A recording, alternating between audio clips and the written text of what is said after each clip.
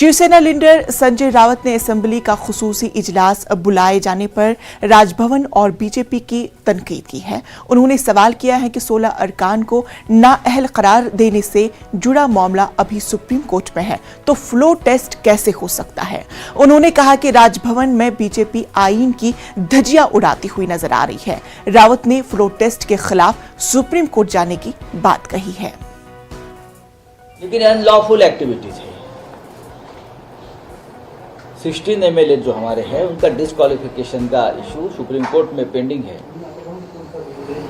और 11 तारीख तक उसके ऊपर कोई निर्णय नहीं होगा और उसके बीच कोई इस प्रकार की अनलॉफुल एक्टिविटीज होती है तो सुप्रीम कोर्ट ने कहा है कि आप वापस सुप्रीम कोर्ट आइए और हमारे सामने ये बात रखिए। ऐसे में अगर गवर्नर हाउस और भारतीय जनता पार्टी एक साथ मिलकर संविधान की धज्जियां उड़ा रहे हैं, असेंबली की धज्जियां उड़ा रहे हैं और गवर्नर हाउस से ही इस प्रकार की राजनीति चलती रहेगी तो देश के सर्वोच्च न्यायालय को उसमें इंटरफेयर करना पड़ेगा। हमारे लोग जाएंगे। पूरी तफसीलात हम हासिल करेंगे अपने नुमाइंदे वसीम अंसारी से। वसीम अंसारी, एक तरफ आज शाम 5 बजे सुप्रीम कोर्ट की जानिब से समाअत होगी, फैसला किया जाएगा, दूसरी तरफ राउत ने फ्लो टेस्ट के खिलाफ सुप्रीम कोर्ट जाने की बात भी कही है, क्या कुछ है तफसीलात? देखिए, जिस तरह से गवर्नर ने आज एक लेटर निकाला और चीफ मिनिस्टर को और विधानसभा के जो मुख्य सचिव हैं उन्हें इस बात से जिक्र किया कि भाई महाराष्ट्र में जो सरकार है उससे लेकर सवालिया निशान उठ रहे हैं, कई तरह के शिकायतें आई हैं और कई लोगों ने कहा कि ये सरकार अल्पमत की सरकार हो चुकी है। तो ऐसे में फ्लो टेस्ट किया जाए और फ्लो टेस्ट के बाद ही पता चल पाएगा कि ये सरकार बहुमत में है या नहीं है। इसे लेकर एक तरफ गवर्नर का लेटर आता है तो दूसरी तरफ जो शिवसेना के जो नेता है वो पहुंच जाते हैं सुप्रीम कोर्ट इस पूरे मामले को चैलेंज करने के लिए। तो वहीं दूसरी तरफ महाविकास अघाड़ी के जो दूसरे दल हैं एनसीपी और कांग्रेस, वो भी बाकायदा इसे लेकर बैठक करना की शुरुआत कर दी है। कुछ देर पहले ही सिल्वर रोक जो शरद पवार का घर था वहाँ पर बैठक हुई जिसमें कांग्रेस के जो बड़े नेता थे वो मौजूद थे।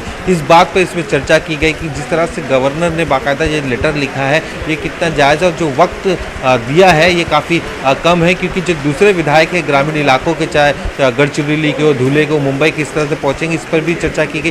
साथ ही इस बात पर भी चर्चा की गई कि जो विधानसभा के उपाध्यक्ष हैं वो एनसीपी पार्टी से, ऐसे में उनकी भूमिका काफ़ी अहम होगी कि इस पूरे मामले में किस तरह से कानूनी लड़ाई है उसे लड़ा जा सकता है। इन सारे मुद्दों पर चर्चा की। इस बैठक में भले शिवसेना के कोई भी लीडर मौजूद नहीं थी, लेकिन ये माना जा रहा है जो कानूनी दूसरी प्रक्रिया है उसमें सभी विधायक जुटे हुए हैं। और जिस तरह से शिवसेना ने अपने विधायकों को साफ तौर पर यह कह दिया है कि होटल मुंबई पहुंचे, होटल ट्राइडेंट में रहने की उनकी व्यवस्था भी की गई है। तो वहीं पर दूसरी तरफ बीजेपी भी पूरी तरीके से इस मूवमेंट में शामिल हो चुकी है। उनकी तरफ से बैठकों का दौर शुरू हो चुका है। दोपहर 2 बजे बीजेपी ने सभी अपने बड़े नेताओं की मीटिंग बुलाई है और साथ ही जितने विधायक थे उन सभी को, इससे पहले भी हमारे सूत्र के हिसाब से जो हमने जानकारी दी थी अपने चैनल के आधार पे कि उन्हें सभी विधायकों को उन्होंने 29 तारीख को मुंबई आने का आदेश दिया है। उसी के आधार पर आज सभी विधायक जो हैं मुंबई पहुंचेंगे, उनके रहने की व्यवस्था ताज प्रेसिडेंट में की गई है। तो एक तरफ कानूनी लड़ाई चल रही है तो दूसरी तरफ राजनीतिक माहौल।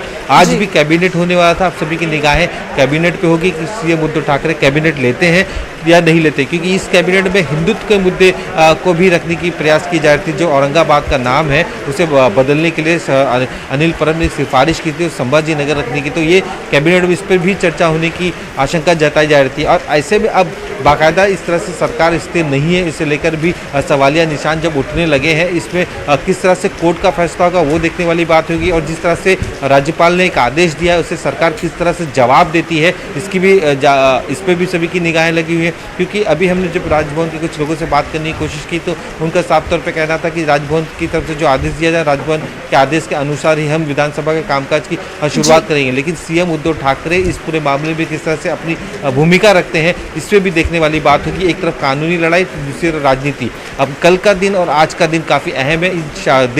जैसे जैसे वक्त बीतता जाएगा वैसे वैसे जो पिक्चर है वो साफ होती नजर आएगी कि किस तरह के आगे की सभी पार्टी की जो रणनीति है उसे लेकर वो आगे की भूमिका तय करेगी। जी बिल्कुल वसीम अंसारी के हमने देखा कि कई मर्तबा हमने देखा कि मीटिंग्स का दौर भी रहा, आपसी लड़ाई भी रही, बयानबाजियों का दौर भी रहा, सुप्रीम कोर्ट भी गया मामला, और उसके बाद नताइज का भी हमने पूरा वो मंजरनामा भी हमने देखा। आपसे एक तजिया चाहेंगे इस पूरे मामले को देखकर कि क्या कुछ महाराष्ट्र की सियासत में किसका पल्ला भारी पड़ने वाला है?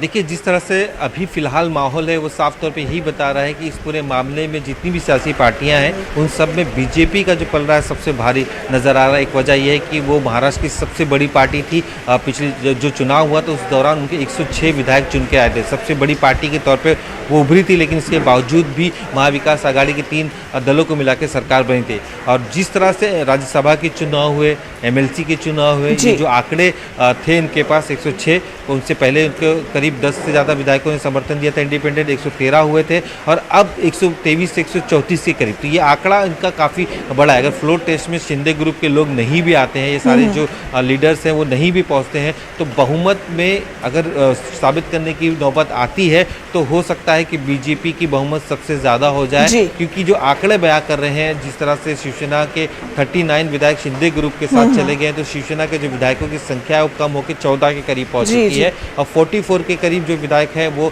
कांग्रेस के हैं, और 54 के करीब एनसीपी के। ये सारे आंकड़े मिलाने के बाद भी बहुमत के करीब नहीं पहुंच पाते, और जिस तरह से बीजेपी के आंकड़े वो काफ़ी बड़े, तो अल्पमत में होने की वजह से ये सरकार गिरती हुई नजर आ रही। इस तरह के अंदेशा लोगों का लगाया जा रहा है, लेकिन फिलहाल जो कानूनी दावपेच है, उस कानूनी दावपेच के जरिए महाविकास आघाड़ी चाहती है किसी भी तरीके से जो राज्यपाल का ऑर्डर है उससे कहीं ना कहीं वक्त लिया जाए। साथ ही जिस तरह से पूरा मामला कोर्ट में गया है विधायकों के निलंबन को लेकर, वो 11 तारीख को फैसला होने वाला है। तो अब सारा खेल है सुप्रीम कोर्ट पे, सभी की निगाहें लगी हैं, लेकिन एक तरफ सुप्रीम कोर्ट अपना फैसला देगा तो वहीं पे दूसरी तरफ सरकार बनाई कवायद सभी पार्टियों ने तेज कर दी है। बिल्कुल बिल्कुल वसीम अंसारी, अब देखने वाली बात होगी कि शाम 5 बजे का इंतजार है, सबकी निगाहें इसी पर टिकी हुई है कि किस तरह से सुप्रीम कोर्ट ही महाराष्ट्र के तमाम तर फैसलों का अपना फैसला सुनाएगा। फिलहाल तफसीलात के लिए आपका बेहद शुक्रिया।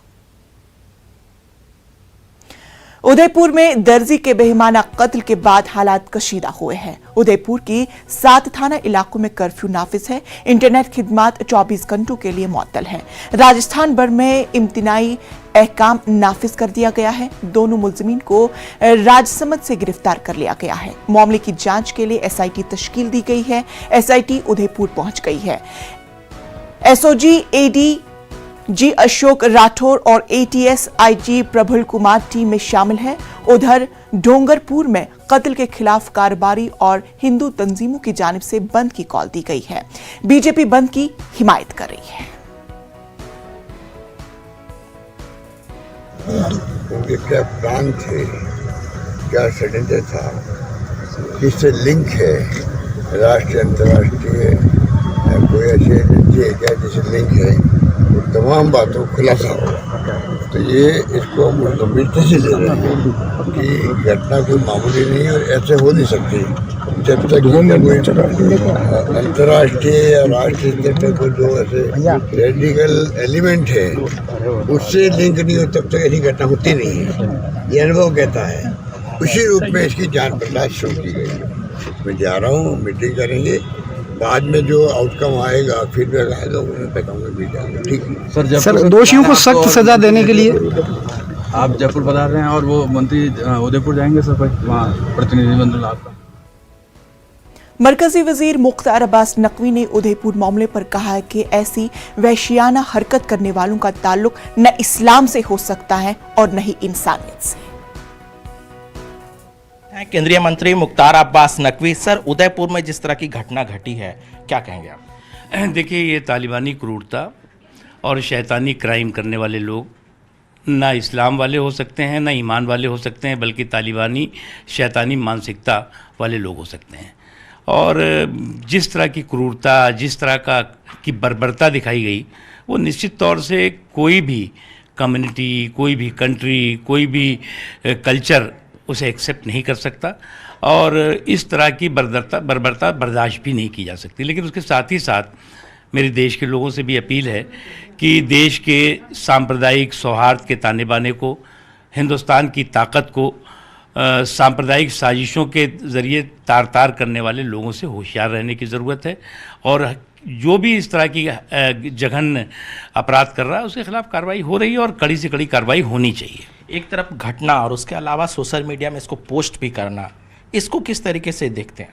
देखिए, शुद्ध रूप से ये तालिबानी क्राइम है और ये तालिबानी मानसिकता के साथ किस तरह से इंसानियत को नुकसान पहुंचाओ इसकी कोशिश है, जिसमें सफल नहीं होंगे ये लोग। सर, इससे पहले उन्होंने कंप्लेंट भी किया था, लेकिन वहाँ के जो पुलिस प्रशासन है उन्होंने उचित कार्रवाई नहीं की। आपको लगता है कि कहीं ना कहीं कमी? इस समय कार्रवाई की ज़रूरत है, इस वक्त सियासत करने की ज़रूरत नहीं है। धन्यवाद सर। तो ये थे केंद्रीय मंत्री मुख्तार अब्बास नकवी। कैमरामैन अप्पू पाठक के साथ Anoop Gupta, news 18 network, Delhi. Asaduddin Owaisi media से खिताब करें, सीधा रुख करते हैं। क्यों? हाँ, आप कांग्रेस के स्पोक्स पर्सन है तो बात करा दीजिए। नहीं, आप ऐसा बात करें, कांग्रेस के स्पोक्स पर्सन है आप, इतनी आप लोग ना, अरे आप आरोप नहीं, हम दलील दे रहे हैं। जितनी बात यहाँ पर कह रहे हो सच्चाई है नहीं है, बताओ। 20 एक मिनट ठहरिए, मैं कहीं नहीं भाग रहा हूँ, मेरे पास टाइम है। 20 विधायक भागे, आप जिम्मेदार है, मैं जिम्मेदार हूँ। आपसे मुराद कांग्रेस। हाँ, 22 सॉरी, सिंधिया साहब भाग गए, आप जिम्मेदार हैं, मैं जिम्मेदार हूं। लेकिन प्रैक्टिकली नहीं, प्रैक्टिकली नहीं, फैक्ट ये माना जाता है कि जो मुस्लिम वर्ग है सरकार है मध्य प्रदेश में बीजेपी। हाँ, तो इसका आपने वादा लिया था मुसलमानों से कि आप हमको वोट डालिए, हम मध्य प्रदेश में भाजपा को रोकेंगे। ना सिर्फ मुसलमान बल्कि दीगर समाज के लोगों ने भाजपा को रोकने के लिए वोट दिया ना, आप उनको ही धोखा दे दिए। कौन जिम्मेदार है? मैं जिम्मेदार हूं उसका। या लोग मेरे से मिलकर गुलाब जामुन मेरा खाकर भाजपा में गए? आप बताइए। आप में इनकेपेबिलिटी है, इनकेपेसिटी है। अगर आप सिंधिया साहब को राज्यसभा दे देते तो क्या? मौलाना सूफिया निजामी ने इस